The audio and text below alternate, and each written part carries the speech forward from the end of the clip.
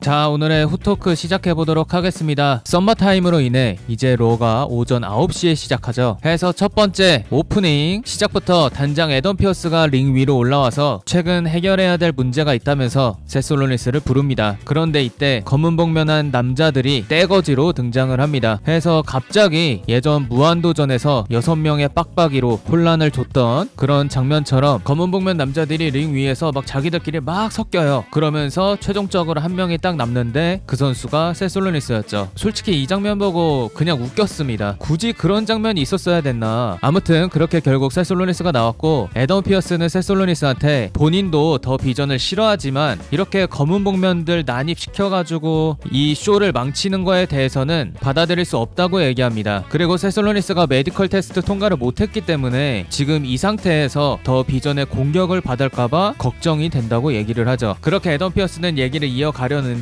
여기서 더 비전, 로건 폴, 오스틴 시어리가 등장합니다. 둘은 세스 롤린스한테 막 뭐라 하면서 등장하죠. 그러면서 결국 본인들이 들어가서 저 세스 롤린스를 잡아야겠다 라고 하면서 링으로 난입을 하려고 하는데, 여기서 검은 복면 남자들이 다시 들어와서 아까 했던 막 섞는 장면이 또 나옵니다. 그러면서 세스 롤린스를 포함해서 모든 검은 복면들이 밖으로 도망가죠. 그러고 나서 갑자기 LA 나이트가 등장합니다. 하지만 수적 열세로 인해 로건 폴 시어리한테 당하게 되고, 그러는 상황에서 우소즈가 나와서 LA 나이트를 도와주죠. 그리고 더 비전 멤버들을 모두 링 밖으로 처리합니다. 이렇게 이 세그먼트가 끝이 났는데, 이 분위기로 봐서는 우소즈와 로건 폴, 오스틴 시어리 대립이 계속 이어질 것으로 보이고, 그리고 웬만하면 브론 브레이커를 복귀시키려고 하지 않을까. 그리고 LA 나이트는 레슬매니아에서 누구랑 붙을지 아직은 모르겠는데, 제가 볼 때 원래 계획은 브론슨 리드였을 것 같은데 현재 브론슨 리드가 나올 수 없는 상황이기 때문에 LA 나이트가 다른 상대와 결국 레메에서 붙게 되지 않을까. 그러고 나서 이제 백스테이지에서 우소즈가 경기장을 나가려고 합니다. 볼일 끝났다 이거죠. 그런데 여기서 갑자기 인터뷰가 들어왔고, 그 인터뷰어는 지난주 CM펑크가 로만에게 했던 말에 대해서 어떻게 생각하냐고 묻습니다. 이에 제이는 별 생각 없다고 얘기하고, 지미는 할 얘기가 있다면서 다시 경기장 안으로 들어가죠. 다음 두 번째 위미스 인터컨티넨탈 챔피언십 넘버원 컨텐더 6인 건틀린 매치 결과부터 말씀드리면 베일리가 최종 승자가 됩니다. 이러면 레슬매니아 42에서 AJ 리와 베일리의 위미스 인터컨티넨탈 챔피언십이 확정이 났죠. 이렇게 되면 베일리가 인컨챔을 땄을 때 베키린치와 바로 대립을 이어갈 수도 있죠. 작년 베일리의 레메 자리를 베키린치가 차지했기 때문에 레슬매니아 이후의 스토리도 자연스럽게 만들어지지 않을까 싶네요. 그리고 경기 내용을 요약해보면은, 일단 스타트로 이오 스카이와 라이라 발키리아가 경기를 했고, 여기서 이오 스카이가 이겼습니다. 그러고 나서 라켈이 나왔어요. 여기서 라켈이 본인의 파워를 제대로 보여줬고, 경기 막판에 리브 머건이 이오 스카이의 문설트를 방해했는데 여기서 바케르가 리브 머건을 처리했고요. 하지만 이오 스카이는 문설트의 방해로 쓰러진 상태라 라켈이 잡나 싶었지만 결국엔 이오가 라켈을 잡았습니다. 그렇게 경기가 끝나고 라켈은 분노해서 이오 스카이를 막 자기 맘대로 공격합니다. 그렇게 이오 스카이는 완전히 쓰러졌고, 여기서 이제 다음 상대인 아이비 나일이 나옵니다. 그러고 나서 바로 커버를 해요. 그렇게 핀을 받아내죠. 그러니까 아이비 나일이 이오 스카이를 커버해서 핀을 따낸 겁니다. 물론 라켈 덕분이지만. 아무튼 그렇게 이오 스카이는 탈락하고 아이비 나일이 기뻐하고 있는데, 여기서 이제 베일리가 나와서 아이비 나일을 잡았고, 그 다음으로 아스카가 나와서 베일리한테 도전했지만 베일리가 아스카를 꺾었고요. 그리고 아스카는 카이리 세인 탓을 엄청 합니다. 그리고 라이라 발키리아는 베일리의 승리를 엄청 축하해주는 그런 모습이 나왔고요. 그리고 세 번째 인터컨티넨탈 챔피언십 펜타 대 짭 아메리카노의 경기. 사실 펜타의 상대가 짭 아메리카노가 아니라 오리지널 아메리카노였어요. 근데 경기 전에 먼저 오리지널 아메리카노가 데나우젠을 만나서 저주에 한번 걸렸고, 이후에 로스 아메리카노스의 라요와 브라보가 오리지널 아메리카노를 쫓는 장면이 나왔습니다. 그러고 나서 짭 아메리카노가 대신 나왔죠. 이걸로 봤을 때 라요와 브라보가 오리지널 아메리카노를 공격했고, 짭 아메리카노가 그 도전자 자리를 차지했다고 볼 수 있겠죠. 해서 결국 펜타와 짭 아메리카노가 경기를 하게 되었고, 결과는 펜타가 가져갑니다. 그리고 네 번째 데나우젠 세그먼트, 데나우젠이 직접 나와서 갑자기 팬들에게 본인의 티셔츠를 막 뿌립니다. 그러고 나서 퇴장했어요. 해서 제가 봤을 때는 이건 트리플 H가 데나우젠이 인기가 많다, 티셔츠가 많이 팔리고 있다 라는 거를 보여주려고 하는 게 아닐까. 다르게 얘기하면은 내가 선택한 데나우젠이 잘 나가고 있죠? 이거를 보여주기 위함이 아닐까. 그리고 다섯 번째 저저먼트 데이 세그먼트. 이 세그먼트 전에 저저먼트 데이 아지트에서 도미닉이 갑자기 들어와서 막 벨로를 찾는 그런 장면이 있었죠. 아무튼 그렇게 도미닉이 분노한 상태로 리브 라켈과 함께 링으로 등장 등장합니다. 그러고 나서 펜타에게 인터컨티넨탈 챔피언십 재경기를 요구했고 지난 챔피언십에서 진 거는 벨러 때문이다 라고 하면서 막 벨러를 찾습니다. 그렇게 결국 벨러와 맥도나가 함께 등장을 했고 핀 벨러는 도미닉에게 지난주에 챔피언 잃은 거에 대해서 안타까워합니다. 하지만 그래도 우리는 가족이지 하면서 저저먼트 데이의 단합을 만들려고 했고 그러고 나서 방향을 틉니다. 도미닉에게 일침을 날리는데 뭐라고 했냐, 도미닉은 이제 스스로 할 줄 알아야 된다. 네가 그렇게 베스트 미스테리오 최고의 미스테리오가 되려고 한다면은 너 혼자서 해내야 된다. 근데 지난 2년 동안 너가 한 걸 보면은 너의 아버지 레이 미스테리오가 한 말이 맞는 것 같기도 하고 이런 식으로 얘기를 했어요. 도미닉은 이걸 듣고 절대 참지를 않았겠죠. 그렇게 결국 도미닉이 폭발했고 벨러를 밀쳤고요. 벨러는 펠레킥으로 반격을 했습니다. 그러고 나서 벨러가 추가 공격을 하려고 했는데 여기서 맥도나가 갑자기 벨러에게 크로스라인을 날리면서 벨러를 배신하죠. 그렇게 결국 벨러는 저저먼트 데이 멤버들에게 완전히 다구를 당했고 마지막엔 도미닉이 링벨 해머로 공격하고 619